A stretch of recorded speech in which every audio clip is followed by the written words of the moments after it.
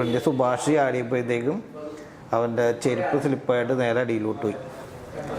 ഉള്ളോട്ട് വന്നപ്പോൾ കുറേ നേരം ഇങ്ങനെ വിളിച്ച് അവസാനം ഇതിൻ്റെ സൗണ്ട് കേട്ട് കഴിഞ്ഞപ്പോഴത്തേക്കും പിന്നെ ഞങ്ങൾ പോലീസ് സ്റ്റേഷനിൽ പോയി. അപ്പോൾ ഈ സുഭാഷ് ഇതിനകത്താണ്? അതിൻ്റെ ഉള്ളിലാണ്. സുഭാഷ് ഇപ്പം ചെറിയൊരു രാഷ്ട്രീയമൊക്കെ ആയിട്ട് നടക്കുന്ന കോൺഗ്രസിൻ്റെ കഴിഞ്ഞ അവിടുത്തെ സ്ഥാനാർത്ഥിയായിരുന്നു. അത് ശരി. നമസ്കാരം. മഞ്ഞുമ്മൽ ബോയ്സ് എന്നൊരു സിനിമ നമ്മളാരും അത്ര പെട്ടെന്ന് മറക്കില്ല. അപ്പോൾ മഞ്ഞുമ്മൽ ബോയ്സിലെ ഒരു യഥാർത്ഥ നായകൻ ഇപ്പോൾ നമ്മളോടൊപ്പമുണ്ട്. എറണാകുളം പോൾസൺ ഒപ്റ്റിക്കൽസിൽ നിന്ന് 19 വർഷം മുൻപ് കൊടൈക്കനാലിലേക്ക് യാത്ര പോയ സംഘത്തിലുണ്ടായിരുന്ന കൃഷ്ണകുമാർ എന്ന കണ്ണനാണ്. കണ്ണ നമസ്കാരം. നമസ്കാരം. എങ്ങനെയായിരുന്നു അന്നത്തെ പോക്ക്? മഞ്ഞുമ്മൽ ബോയ്സിനെ കുറിച്ച് നമുക്ക് പറയേണ്ട കാര്യമൊന്നുമില്ല, എങ്കിലും എങ്ങനെയായിരുന്നു അന്നത്തെ ആ ഒരു അനുഭവം?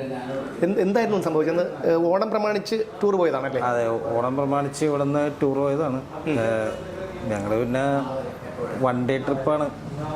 തലേന്ന് രാത്രി പോയിട്ട് പിറ്റേ ദിവസം അത് കഴിഞ്ഞ് മൂന്നാർ പോകാനുള്ള ചെറിയ പ്ലാനൊക്കെ ഉണ്ടായി. അതിനുള്ള പൈസയൊക്കെ ആയിട്ടാണ് പോകുന്നത്. അന്ന് വലിയ പൈസയൊന്നുമില്ല. ഒരു 10 രൂപയൊക്കെ ഉണ്ടെങ്കിൽ നമുക്ക് കൊടൈക്കനാലിൽ പോയിട്ട് വരാം. കൊടൈക്കനാൽ മൂന്നാർ ഒരു വരെ കറങ്ങിയിട്ടൊക്കെ വരാൻ പറ്റും 10 രൂപ ഉണ്ടെങ്കിൽ. ഇപ്പോഴല്ലേ വില കൂടിയത്.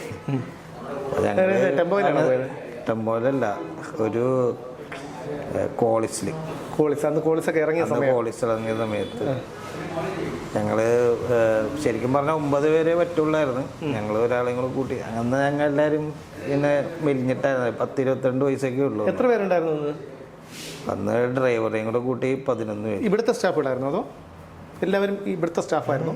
ഇവിടുത്തെ ഇല്ല, എനിക്ക് അവിടെ മഞ്ഞുമ്മൽ കൂട്ടുകാരുണ്ടല്ലോ. മഞ്ഞുമ്മലാണ് വീടല്ലേ?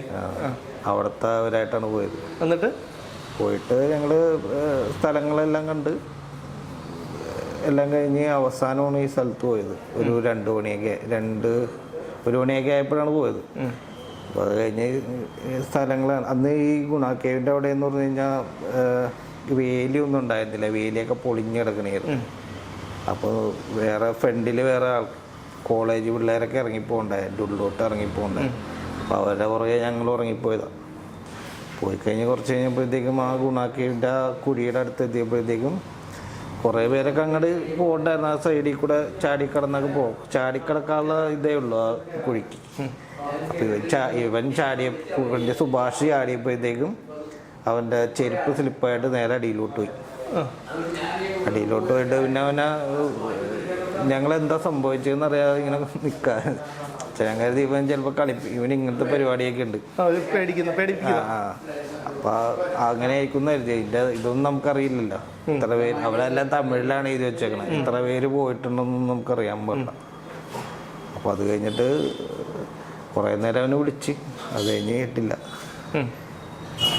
പിന്നെ ഞങ്ങൾ കുറച്ച് പേര് മുകളിലോട്ടൊക്കെ പോയി അവിടെ ആൾക്കാരോടൊക്കെ ചോദിച്ചു കഴിഞ്ഞപ്പോഴാണ് ഇതിൻ്റെ സംഭവം നമുക്ക് മനസ്സിലാവുന്നത്. ഇതിൻ്റെ ഉള്ളിൽ പോയി കഴിഞ്ഞാൽ ആരും കിട്ടൂലെന്നും ഇവിടെ ഇത്ര പേര് പോയിട്ടുണ്ടെന്നും. അപ്പോൾ അവിടുത്തെ ഒരു കടക്കാരൻ, താഴെ ചെല്ലുമ്പോൾ ഒരു കടക്കാരനുണ്ടാവും, അയാൾ പറയുമ്പോഴാണ് നമുക്ക് മനസ്സിലാവുന്നത്.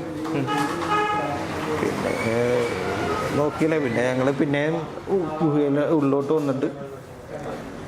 വന്നപ്പോൾ കുറേ നേരം ഇങ്ങനെ വിളിച്ച് അവസാനം ഇതിൻ്റെ സൗണ്ട് കേട്ട് കഴിഞ്ഞപ്പോഴത്തേക്കും പിന്നെ ഞങ്ങൾ പോലീസ് സ്റ്റേഷനിൽ പോയി. അപ്പോൾ ഈ സുഭാഷ് ഇതിനകത്താണ്? അതിൻ്റെ ഉള്ളിലാണ്. അതിന് മുമ്പ് തന്നെ ഞങ്ങൾ കുറച്ചൊരു പോലീസ് അടുത്തൊക്കെ പോയായിരുന്നു. അപ്പോൾ താഴെ ഇരിക്കണം, ഇവിടെ കൂടെ ഉള്ളവന്മാർ അവനെ വിളിച്ചുകൊണ്ടിരിക്കണായിരുന്നു. അത് കഴിഞ്ഞിട്ട് പോലീസുകാരുടെ എന്നൊക്കെ ഭയങ്കര മോശം അനുഭവമൊക്കെ ആയിരുന്നു. ഉപദ്രവിക്കുകയൊക്കെ ചെയ്യാറുണ്ട്. നിങ്ങൾ അപകടത്തിൽ പെടുത്തുകയാണെന്നാണോ? അങ്ങോട്ട് പോകാൻ പാടില്ല. അങ്ങോട്ട് പോകാൻ പാടില്ല. പോകാൻ പാടില്ലാത്ത സ്ഥലത്ത് പോയിട്ട് അതുകൊണ്ട് കാരണം അവർ പറഞ്ഞു നിങ്ങൾ ഇവിടുന്ന് പൊക്കോനെ കിട്ടൂല, ഇവിടുന്ന് വീണ ആരും ഇതുവരെ രക്ഷപ്പെട്ടിട്ടില്ല. ഏതാണ്ടും കേന്ദ്രമന്ത്രിയുടെ മോനെന്താണ്ടൊക്കെ പോയിട്ട് 10 ലക്ഷം എന്താണ്ടൊക്കെ ഓഫർ ചെയ്തിട്ടൊന്നും ആരും ഇറങ്ങിയിട്ടില്ല അതിൻ്റെ ഉള്ളിലോട്ട്. ഇങ്ങനെയൊക്കെയാണ് പറഞ്ഞത്. പിന്നെ എന്നാലും ഞങ്ങളവിടുന്ന് പോകാൻ തയ്യാറല്ലായിരുന്നു. കുറേ ഇങ്ങനെ പോലീസുകാരൊക്കെ അവരോടൊക്കെ പറഞ്ഞ് പിന്നെ നമുക്ക് ഓർത്ത് കഴിയുമ്പോഴത്തേക്ക് പെട്ടെന്ന് ഇത് വരും. ഈ സിനിമ കണ്ടു കഴിഞ്ഞപ്പോഴത്തേക്ക് നമുക്ക് അറിഞ്ഞായിരുന്നു എല്ലാം കൂടി. കാരണം ആ സമയത്ത് നമ്മളിത് എല്ലാവരോടും പറയും, നമ്മൾ വന്നു കഴിഞ്ഞിട്ട് കൂട്ടുകാരോട് പറഞ്ഞു, എല്ലാവരോടും പറഞ്ഞ്. അപ്പോൾ ആർക്കും ഇത്ര ഒരു ഇതിൻ്റെ ഇതൊന്നും നമുക്ക് മനസ്സിലായില്ല. ഞങ്ങളവിടെ കിടന്ന് അനുഭവിച്ച ഒരു ദുരിതം. ഞങ്ങളുടെ കൂട്ടത്തിൽ അബീന്ന് പറഞ്ഞിട്ട് അവൻ്റെയൊക്കെ റിലേ ചെറുതായിട്ടൊക്കെ പോയായിരുന്നു. അവനൊക്കെ അവിടെ കിടന്ന് കറിയിക്കൊണ്ടിരിക്കണമായിരുന്നു, ഒരു രക്ഷയിട്ടായിരുന്നില്ല. പിന്നെ ഈ ഭയങ്കര മഴയും മഞ്ഞും, അത് നമ്മൾ കോട്ടുമില്ല ഒന്നുമില്ല, ഇങ്ങനെ വിറച്ച് ഒരു രക്ഷ ഉണ്ടായിരുന്നില്ല. അത് കഴിഞ്ഞ് പോലീസുകാരുടെ ഭാഗത്തുനിന്നുള്ള ഒരിതും അതെല്ലാം കൂടെ ആയപ്പോഴത്തേക്ക് നമ്മുടെ വീട് കിട്ടുപോയി. അത് കഴിഞ്ഞ് ഫയർഫോഴ്സ് വന്നിട്ട് അവരാരും ഇറങ്ങിയില്ല. അപ്പോൾ കൂട്ടത്തിലുള്ള സിജു എന്ന് പറഞ്ഞ കുട്ടൻ അവനിറങ്ങുകയും ഇതിനകത്തിറങ്ങി അതിൻ്റെ ഉള്ളിലോട്ട് ഇറങ്ങി. അത് അപ്പോൾ ആ സമയത്തൊക്കെ പോലീസുകാരുണ്ടായിരുന്നു അവിടെ?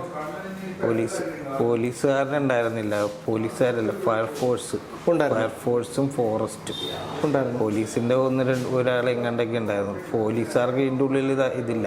അപ്പോൾ ഈ ഫോറസ്റ്റുകാരും ഫയർഫോഴ്സുകാരും അറിയാതെയാണോ ഇദ്ദേഹം ഇറങ്ങിയത് വീണ്ടും?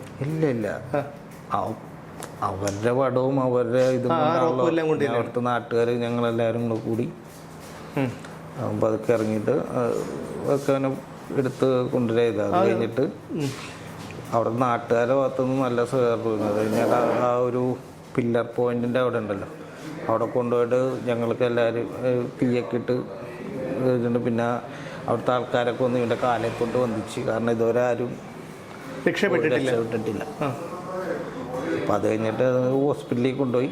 അവർ പറഞ്ഞു ഹോസ്പിറ്റലിൽ പോകാൻ പറഞ്ഞ് ഹോസ്പിറ്റലിൽ കൊണ്ടുപോയി. അപ്പോൾ അവിടുത്തെ ഡോക്ടർ പറഞ്ഞ് നിങ്ങൾ എത്രയും പെട്ടെന്ന് വീട്ടിലോട്ട് വെക്കുമോ. പിന്നെ അവിടുത്തെ ഹോസ്പിറ്റലിൽ കൊണ്ടുപോയി ഇവിടുത്തെ ഹോസ്പിറ്റലിൽ കൊണ്ടുപോയി ചികിത്സിച്ചാൽ മതി, ഇവിടെ നിന്ന് കഴിഞ്ഞാൽ ഇവർ എന്തെങ്കിലുമൊക്കെ ജയിലിലിടും എന്നൊക്കെ പറഞ്ഞ്. കഴിഞ്ഞിട്ട് പിന്നെ ഞങ്ങളെ ഫോറസ്റ്റുകാർ അവരുടെ ഓഫീസിലോട്ട് കൊണ്ടുപോയി. ഇത് കഴിഞ്ഞിട്ട് ഓഫീസിലോട്ട് കൊണ്ടുപോയിട്ട് പറഞ്ഞ് കേസ് ചാർജ് ചെയ്യും, ജയിലിലിടും. ഞങ്ങളുടെ കയ്യിലുണ്ടായ ബാക്കിയുള്ള പൈസ എല്ലാം പോയി കൊടുത്തിട്ടാണ് അവിടെ നിന്ന് രക്ഷപ്പെട്ടു പോകുന്നു. അപ്പോൾ വീട്ടിലറിഞ്ഞായിരുന്നു? അപ്പോൾ ആരോടും നമുക്ക് അപ്പം എന്ന് പറഞ്ഞാൽ ഈ 10-22 വയസ്സിലുള്ളൂ. ഇപ്പം നമ്മൾ വീട്ടിൽ വന്നു കഴിഞ്ഞാൽ പിന്നെ നമ്മളൊരു സ്ഥലത്തോട്ടും വിടൂല. അതൊന്ന് വിളിച്ചു വെച്ചിട്ട് എന്നിട്ട് ഇവിടെ വന്നതിന് ശേഷം എപ്പോഴാണ് വീട്ടിലറിഞ്ഞത്? അത് കഴിഞ്ഞ് 2 മാസം കഴിഞ്ഞപ്പോൾ 2 മാസം. ഇന്നത്തെ പോലെ പത്രമൊന്നും ഇല്ലാത്തതുകൊണ്ട് അത്രയും, അല്ല ഈ സോഷ്യൽ മീഡിയ ഒന്നും ഇല്ലാത്തതുകൊണ്ട് അത്രയ്ക്കും കൂടെ ഇല്ല. ഒരു 2 മാസം കഴിഞ്ഞപ്പോഴത്തേക്കും തമിഴ്നാട്ടിൽ ഇറങ്ങിയ ഒരു പത്രത്തിൽ അതിന് പിറ്റേ ദിവസം ഭയങ്കര വാർത്തയായിരുന്നു. ഇവിടെ മനസ്സിലാവില്ല, അവിടുത്തെ വാർത്തയല്ലേ. പേപ്പറിൻ്റെ കട്ടിൽ ഇവരുടെ ഫോട്ടോ കണ്ടിട്ട് അവിടെ നിന്ന് ഒരാൾ പള്ളിയിലെ അച്ഛനെ വിളിച്ചു പറഞ്ഞു, മഞ്ഞപ്പള്ളിയിലെ അച്ഛൻ ഞായറാഴ്ചത്തെ കുർബാനയ്ക്ക് രാവിലെ പറഞ്ഞപ്പോഴാണ് കാര്യങ്ങൾ അറിയുന്നത്. പിന്നെ പത്രക്കാരായി, ബഹളമായി, ഫോട്ടോ എടുക്കലായി. വീട്ടിലെന്ത് പറഞ്ഞു? അത് കഴിഞ്ഞപ്പോഴാണ് വീട്ടിലറിഞ്ഞത്. വീട്ടിലറിഞ്ഞപ്പോൾ അച്ഛനെ കിടന്ന് കരഞ്ഞു. അടിച്ചൊന്നുമില്ല, 2 മാസം കഴിഞ്ഞില്ലേ. എത്ര പേരൊക്കെ പോയതെന്ന്? 9 പേരല്ലേ? 10 പേര്. ഡ്രൈവറും കൂടെ കൂട്ടി 11. ആരൊക്കെ ഉണ്ടായിരുന്നു അതിൽ? എല്ലാവരും ഉണ്ടോ? ഈ ഭാഗത്ത് തന്നെ ഉണ്ടോ? എറണാകുളത്ത് തന്നെ ഉണ്ടോ? എല്ലാവരും മഞ്ഞുമ്മലുണ്ട് ഇപ്പോഴും. എന്തൊക്കെ ജോലി ചെയ്യുന്നവര്? ചിലർ പ്ലംബിംഗ് ആയിട്ടും പെയിന്റിങ് ആയിട്ടും, ചിലർ FICTയിൽ ചെറിയ പണിയായിട്ടും.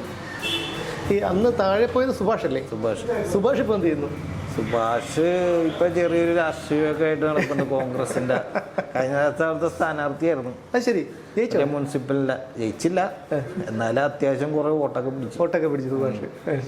ഈ മഞ്ഞുമൽ സിനിമ ഇറങ്ങിയതിന് ശേഷം എങ്ങനെയായിരുന്നു ഒരു മൊത്തത്തിലുള്ള റിയാക്ഷൻ? തിരക്കായിരുന്നു?